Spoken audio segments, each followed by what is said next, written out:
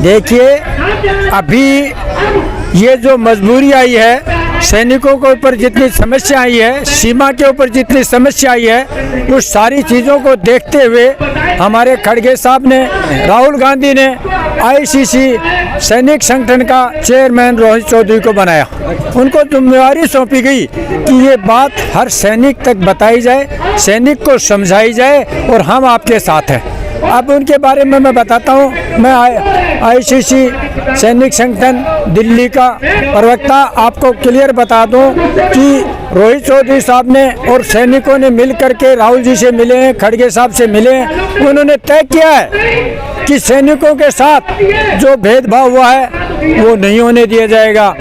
अग्निवीर भर्ती जो है इसको समाप्त करके सही सेना भर्ती लागू की जाएगी।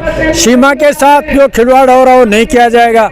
सैनिकों के साथ हमारी पार्टी राजनीति नहीं करेगी, हम स्वच्छ राजनीति करेंगे।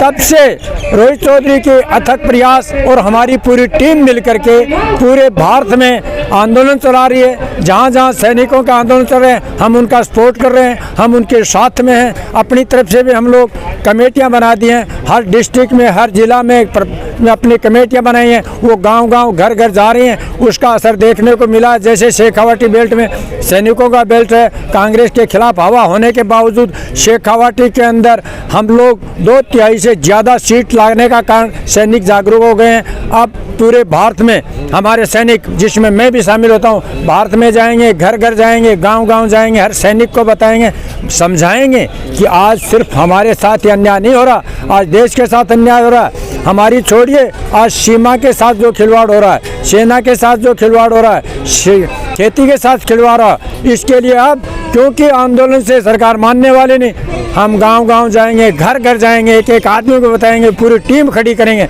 नया ब्रिगेड खड़ा करेंगे और सीमा को बचाने के लिए कहीं तक भी जाना चाहे रोहित चौधरी और हमारी टीम, ऊपर से हमारी पार्टी ने ये तय कर लिया है कि देश के अंदर ये सेना के साथ जो हो रहा है ये नहीं होने दिया जाएगा। और सेना हम एक ग्रुप बन करके लड़ेंगे, आम जनता को बताएंगे, सैनिकों को बताएंगे कि आज जो कुछ हो रहा है, सीमा के साथ खिलवाड़ हो रहा है।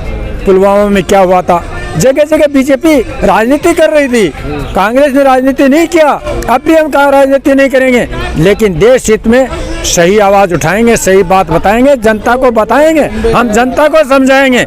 ना कि पुलवामा हमला, सर्जिकल स्ट्राइक ये दूसरा करके ऐसा ड्रामा नहीं करने वाला। कांग्रेस पार्टी ऐसा ड्रामा नहीं करेगी। कांग्रेस पार्टी मिल करके पूरे संगठनों से मिलकर जैसे इंडिया बनी है वैसे इंडिया आर्मी भी बनेगी और हम देश को बचाएंगे, देश के लिए संघर्ष करेंगे। सीमा पे सीमा के लिए लड़े हैं, देश के अंदर देश की रक्षा के लिए लड़ेंगे, देश के मान और सम्मान के लिए लड़ेंगे। इसको कैसे देखते हैं फिर आप? 3 राज्यों में तो मतलब बीजेपी ने जीता है।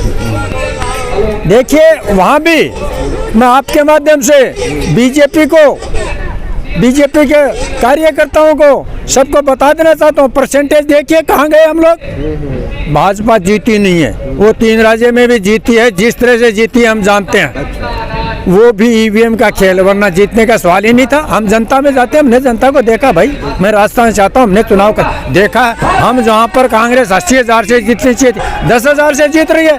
इसका मतलब उन्होंने कुछ गड़बड़ किया, खुल के गड़बड़ नहीं किया, कुछ गड़बड़ किया। बिहार में ऐसा ही किया था।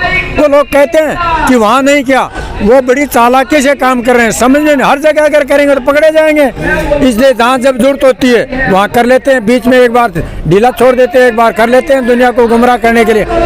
ये आरएसएस की टीम, ये भाजपा की टीम पूरे देश को गुमराह करती है, पूरे देश को बर्बाद कर रही है, पूरे देश को बेच रही है, जनता को नहीं समझने दे रही, जनता को लड़ा रही है कि वोट नहीं थे। वोट तो दिया जनता ने, ईवीएम खा गई, उस पर भी करना पड़ेगा कुछ न कुछ, वरना हम तो ये भी तय करेंगे, देश की जनता को कहेंगे चुनाव को छोड़ दो, फिर क्लियर दे दो मोदी को, तुम जानो तुम्हारा काम जाने। काहे को चुनाव में लड़ा रहे हो भाई जनता को? हर तीसरे दिन जनता लड़ रही है। जब तानाशाही करना है, तुमने ईवीएस राज, वो कहते हैं हम तो 40 साल तक राज करेंगे। राज करे हो तो क्यों चुनाव करा रहे हो, क्यों जनता को बेवकूफ, क्यों लड़ा रहे हो? इससे भी जनता को भी समझना होगा। उनका मुद्दा ही एक है, लगता है वो किसी न किसी देश के चक्कर में आके देश की फैमिली प्लानिंग आपस में लड़ा के करना चाहते हैं, लेकिन ऐसा होगा नहीं, इस देश में होने वाला नहीं है।